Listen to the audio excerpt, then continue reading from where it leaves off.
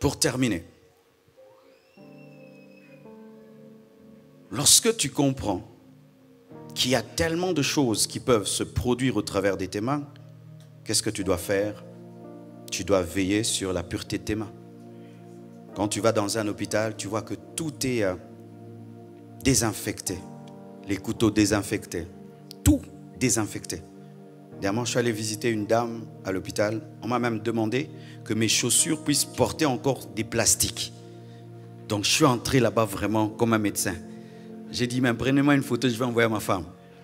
Vraiment, j'avais l'air vraiment du gars des Corona là qui traite le Corona. Donc même mes cheveux ne devaient pas tomber. Il fallait porter même quelque chose. Parce que tout devait être désinfecté. Et tous les ustensiles sont désinfectés. Pourquoi? Parce qu'il suffit d'un petit microbe pour infecter le malade. Quand tu comprends que par tes mains, tu peux guérir les malades. Par tes mains, tu peux faire des miracles. Par tes mains, Dieu peut communiquer les dons du Saint-Esprit. Tu dois sanctifier tes mains. Mais malheureusement, aujourd'hui, les hommes modernes et les chrétiens pêchent beaucoup avec leurs mains. Tu sais, quand tu bats ta femme avec tes mains, tu perds la puissance. Tu sais, quand tu te masturbes avec ta main, tu perds la puissance. Tu sais, quand tu caresses une femme qui n'est pas ta femme, tu perds la puissance. Tu sais, quand tu voles l'argent, tu perds la puissance. Oui, vous devez savoir cela. Excusez-moi, moi je dis les choses telles qu'elles sont. Parce que quand on pêche vraiment clairement. Et il faut prêcher clairement. Les gens pêchent vraiment, mais quand on prêche, il faut des codes. Pourquoi? Quand tu le fais, non? Si tu veux être utilisé dans la puissance, tes mains doivent être pures. C'est pourquoi la Bible dit élever des mains pures. Les mains doivent être pures. Tu dois veiller sur tes mains. Ne vole jamais. Ne brutalise jamais. Ne touche jamais un homme ou une femme avec impureté. Des fois, les gens me trouvent un peu trop coincé. Des fois, ça m'arrive, je salue les femmes de loi. Ça m'arrive, c'est marrant. Des fois, quand je prie beaucoup, quand j'arrive, c'est pas que je veux pas. Donc, tu entres tellement. Sœur, que Dieu te bénisse. Alléluia. Parce que si tu veux la puissance, tu dois aimer la sainteté. Le péché, c'est un trou dans la cuve de la puissance. Quand tu vois, tu pries, et il y a des miracles. Respecte tes mains. Ne fais pas n'importe quoi avec tes mains. Je vois des gens qui sont puissamment utilisés par Dieu, mais qui flirtent avec des femmes. Tu es en train de perdre la puissance. Que dit la Bible? Écoutez ce que Job dit, dans Job 17, verset 9. Le juste, néanmoins, demeure ferme dans sa voie. Écoutez, celui qui a les mains pures se fortifie de plus en plus. Celui qui a des mains pures devient de plus en plus puissant. Et celui qui a des mains impures devient de plus en plus faible. Des fois tu dis, Seigneur, où est parti le don? Il t'a quitté par le péché. Ne touche rien avec impureté. Ne prends rien avec impureté. Ne fais rien avec impureté. Que tes mains deviennent les mains de Jésus. Que tes mains deviennent les mains de Jésus. Que tes mains deviennent les mains de Jésus. Et lorsque tu sais que tu n'as pas bien utilisé tes mains, ne touche pas les enfants de Dieu. Ne touche pas les enfants de Dieu. Même si ils savent que Dieu t'utilise, ne les touche pas. Ne les touche pas. Respecte le peuple de Dieu. Alléluia. Il y a une fille que je connais et j'aime beaucoup parler d'elle ces derniers temps. Dieu l'utilise dans la prophétie. Sa bouche. Elle peut te regarder comme ça et te donne ton nom, ton adresse, les problèmes que tu as. Elle a fait un vœu avec Dieu pour sa bouche. Aucun homme ne l'embrassera sans l'avoir épousée. Je viens de bénir son mariage. Elle a gardé le don de Dieu dans la sainteté, dans la pureté. Si un médecin garde bien ses scalpels et ses couteaux, comment tu peux faire de tes mains n'importe quoi? Toi qui veux que Dieu t'utilise. Quand tu élèves tes mains, qu'est-ce qui est dans tes mains? Des fois Dieu voit le sang. Un médecin qui fait avorter, qui est chrétien. Comment tu auras la puissance? Tu tues avec tes mains. Et tu dis j'ai fait avorter. Non, dis j'ai tué des bébés. Pourquoi vous ne dites pas tuer les bébés? David voulait bâtir le temple de Dieu. Dieu lui a dit, tu ne bâtiras pas. Pourquoi? tes mains sont pleines de sang. C'était le sang de qui? Le sang de Uri. Il avait fait tuer son serviteur pour avoir sa femme. Et Dieu a dit, tu ne peux pas aimer la sainteté, aimer la pureté. Les gens aiment la puissance, mais ils n'aiment pas la sainteté. Ils aiment la puissance, ils n'aiment pas la consécration. Ils aiment la puissance, ils n'aiment pas la discipline. Prive-toi des choses pour être utilisé par Dieu. Prive-toi. Un homme puissant et discipliné. Discipliné. Un jour, on me raconte l'histoire de Billy Graham. Une grande femme, ministre de son pays, voulait le rencontrer. Et il a dit, je ne rencontre jamais une femme, nous deux, dans un endroit. Alors si tu veux qu'on parle, tu vas louer un hôtel, un restaurant. Nous allons causer, mais mets tes gardes autour de nous. Ce n'est pas que c'est un péché de causer cela seul avec une femme, mais dans sa discipline, il y a ça. Et il est mort dans la sainteté. On n'a jamais entendu même une petite histoire sur Billy Graham. La discipline. Job dit qu'il avait fait un vœu avec ses yeux, qu'il ne regardera pas une vierge avec convoitise. Il a même interdit à ses yeux de regarder avec convoitise. Mais toi, Dieu t'utilise dans des visions. Mais tu regardes quoi? Qu'est-ce que tu regardes? Qu'est-ce que tu regardes? Toi que Dieu utilise dans des visions, qu'est-ce que tu regardes? Tu es en train de salir le don de Dieu. Mes frères, Dieu est disponible. Il veut faire des grandes choses. Mais nous devons vivre dans la consécration. Vivre dans la pureté. Vivre dans la crainte de Dieu. Et pour terminer, mes frères et sœurs,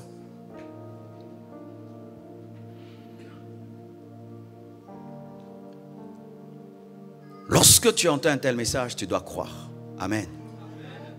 Parce que quand on te touche, c'est vraiment la main d'un homme. Mais si tu as la foi, que ce n'est pas la main d'un homme seulement, mais il y a la puissance de Dieu derrière, alors il y aura transmission. Mais si tu n'as pas la foi, eh bien, je vais seulement te toucher. Mais si tu as la foi, au-delà du toucher de l'homme, il y aura le toucher de Dieu. Tu dois avoir la soif. Tu dois avoir un désir dans ton cœur. Tu sais, quand tu pries pour quelqu'un, mais il ne désire rien, il n'y a rien. Mais si au fond de toi, tu avais une prière aussi, alléluia, tu avais aussi une prière au fond de toi, quand l'homme de Dieu te touche, quelque chose aussi t'arrive. Il faut que tu aies un soupir au-dedans de toi. Mais si tu es là, tu n'as pas donné ta vie à Jésus, tu n'as pas besoin d'imposition des mains. Tu as besoin de donner ton cœur à Dieu. Si tu es là, Dieu pour toi est une histoire. Tu n'as aucune relation avec Dieu. Tu n'es pas chrétien, tu n'es pas enfant de Dieu. Tu étais seulement invité et par respect tu es venu. Toi, il ne te faut pas l'imposition des mains. Il te faut Jésus. Il te faut Christ dans ta vie. Et tu peux l'inviter. Et il peut devenir ton Seigneur et ton Sauveur aujourd'hui. Et il peut transformer ta vie. Demande-lui pardon pour tes péchés. Répands-toi de ta mauvaise vie. Lorsque les hommes qui sont accourus à la porte de la chambre haute, après la Pentecôte, ont dit à Pierre, « Oh homme, que ferons-nous » Il voulait aussi le baptême du Saint-Esprit. Il voulait aussi parler en langue. Il voulait aussi le feu. Il a dit quoi? Répentez-vous d'abord. Répentez-vous d'abord. Tu veux la puissance de Dieu, tu dois d'abord te repentir. Tu veux les œuvres de Dieu, tu dois d'abord te repentir. La priorité de Dieu, ce n'est pas t'utiliser, mais te sauver. La priorité de Dieu, ce n'est pas que tu sois serviteur de Dieu. La priorité de Dieu, c'est que tu puisses aller au ciel. La priorité de Dieu, ce n'est pas que tu puisses faire des miracles. La priorité de Dieu, c'est de transformer ta vie. Il nous a d'abord transformés. Ensuite, il a commencé à nous utiliser. Il nous a d'abord changés. Ensuite, il a commencé à nous utiliser. La priorité de Dieu pour toi, c'est ton salut. Tout d'abord. Les guérisons, tout ça, ce n'est pas la priorité pour toi. Mais une fois que tu as donné ta vie à Jésus et tu as le Saint-Esprit, alors Dieu maintenant veut commencer par passer par toi pour toucher d'autres personnes, bénir d'autres personnes, afin que tu deviennes une source de bénédiction. Mais d'abord toi-même, tu dois être sauvé. La Bible dit, en ce jour-là, plusieurs diront, nous avons fait des miracles en ton nom. Nous avons prophétisé en ton nom. Je leur dirai, je ne vous ai jamais connus. Parce que ce qui est prioritaire pour Dieu, ce n'est pas prophétiser, ce n'est pas faire des miracles, mais c'est de marcher d'abord avec Dieu. Ensuite les miracles, ensuite les prodiges. Parce que tu peux faire toutes ces choses, mais Dieu ne te connaît pas. Alléluia. Je suis moi-même le fruit de tout ce que je viens de prêcher.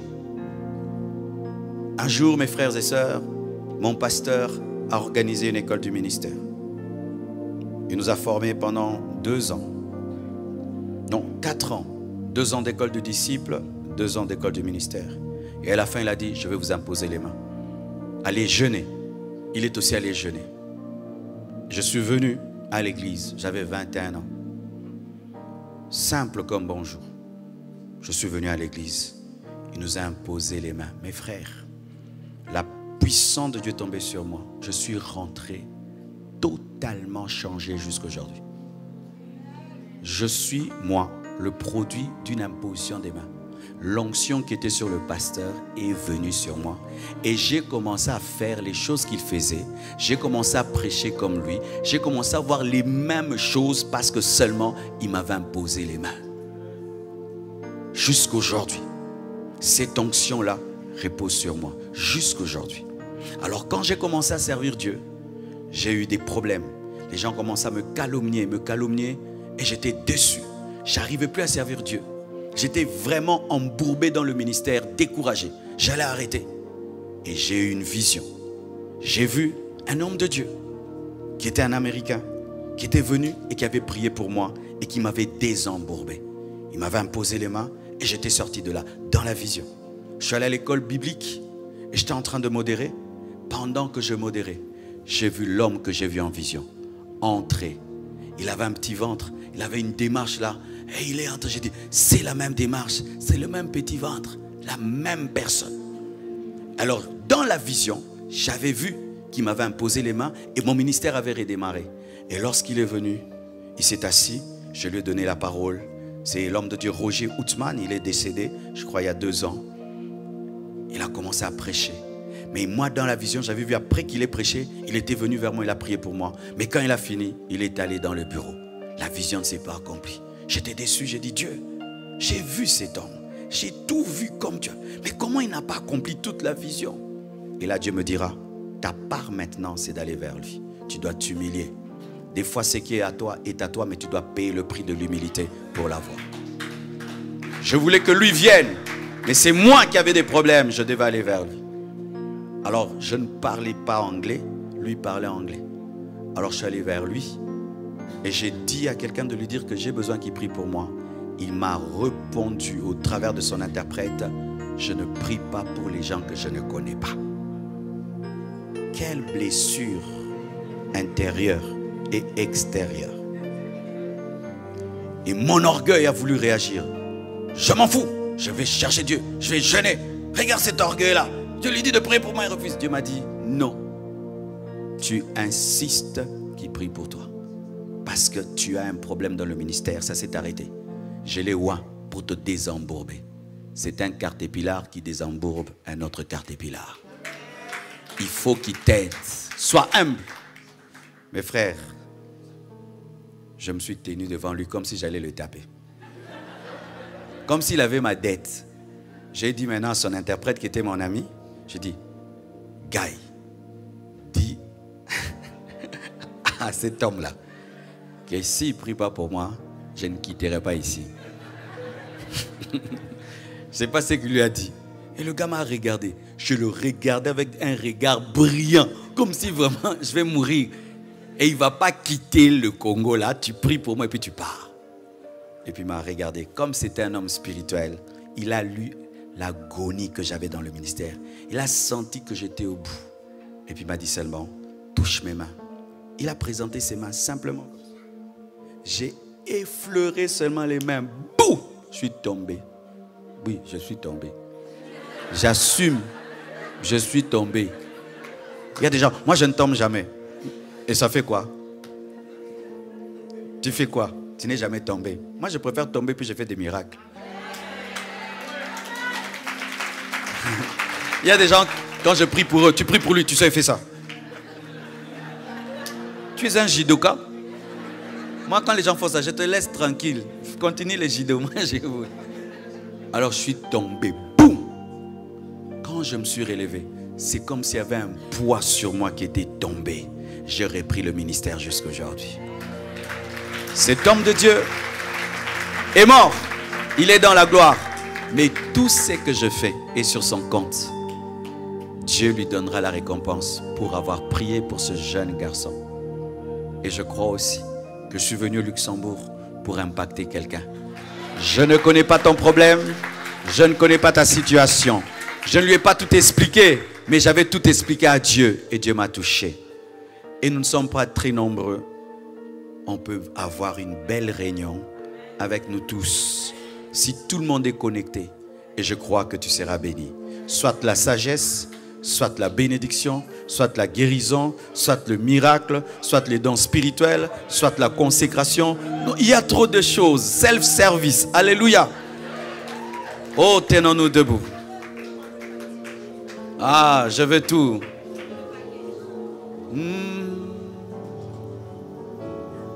Alléluia. Alléluia.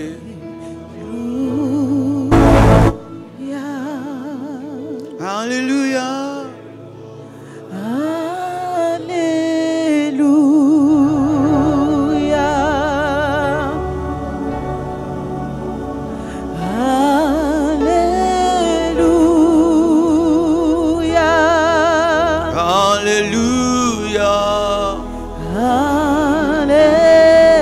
Prions à présent pour le réveil.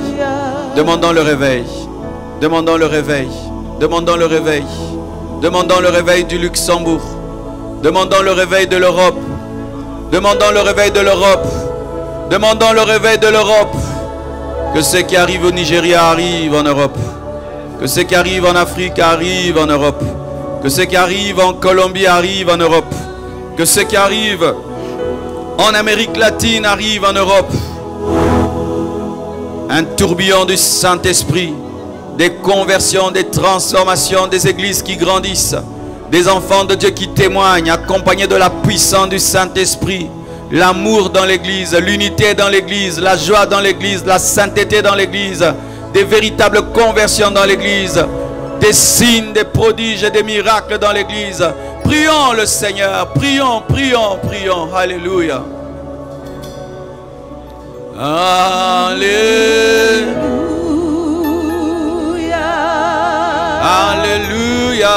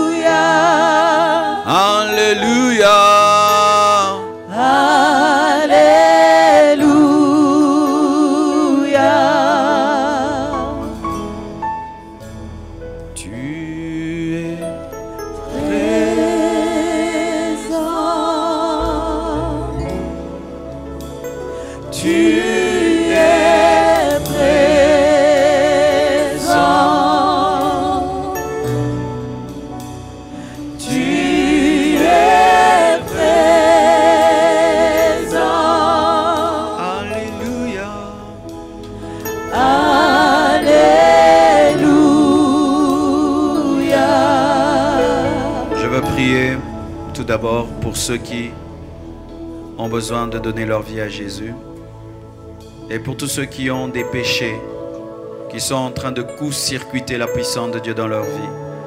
De partout où vous êtes, je vous prie de vous avancer devant et nous allons prier ensemble.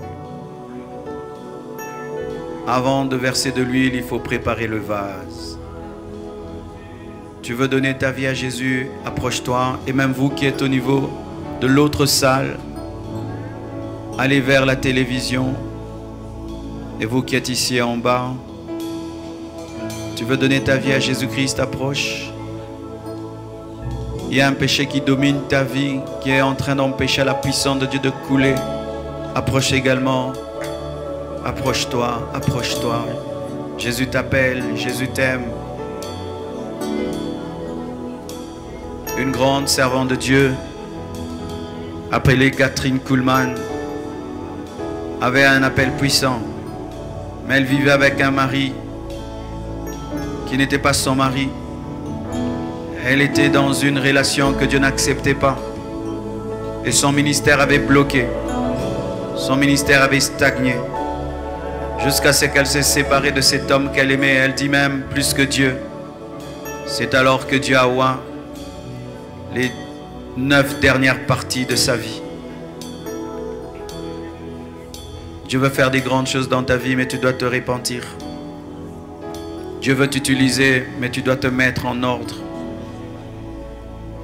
Il y a tellement de choses que Dieu veut te communiquer, mais tu dois t'humilier devant sa parole.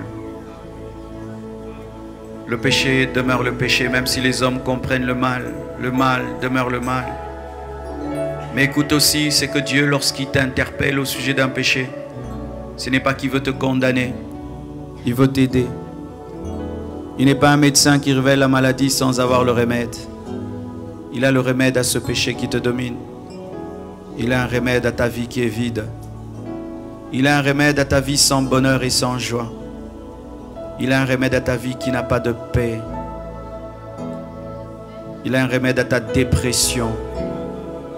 Il est ici parmi nous. Je sens sa présence et je sens son amour. Il est prêt à déverser tellement de choses ce soir. Il nous demande de nous mettre en ordre. Même toi qui ne t'es pas présenté devant, il y a quelque chose dans ta vie qui chasse la puissance de Dieu, qui t'empêche d'être utilisé par Dieu. Répands-toi, renonce à ce mal. Vous savez, Samson était puissamment utilisé par Dieu, mais c'était un profane et il a mal fini. Dalila a crevé ses yeux, Dalila a coupé ses cheveux, parce que dedans de lui, il y avait une maladie. Répands-toi avant qu'il ne soit trop tard.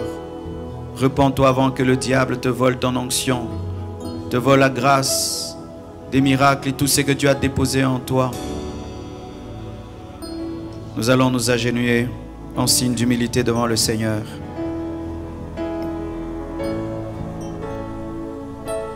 Tu vas prier avec moi. Seigneur Jésus, je t'invite dans mon cœur. Je t'invite dans ma vie. Deviens mon Seigneur et mon Sauveur personnel. Je confesse de ma bouche le Seigneur Jésus-Christ et je crois dans mon cœur que Dieu l'a ressuscité d'entre les morts. Je me répands de tous mes péchés. Je renonce à tous mes péchés. J'abandonne ma mauvaise vie. Donne-moi ton esprit. Donne-moi ton esprit. Donne-moi ton esprit.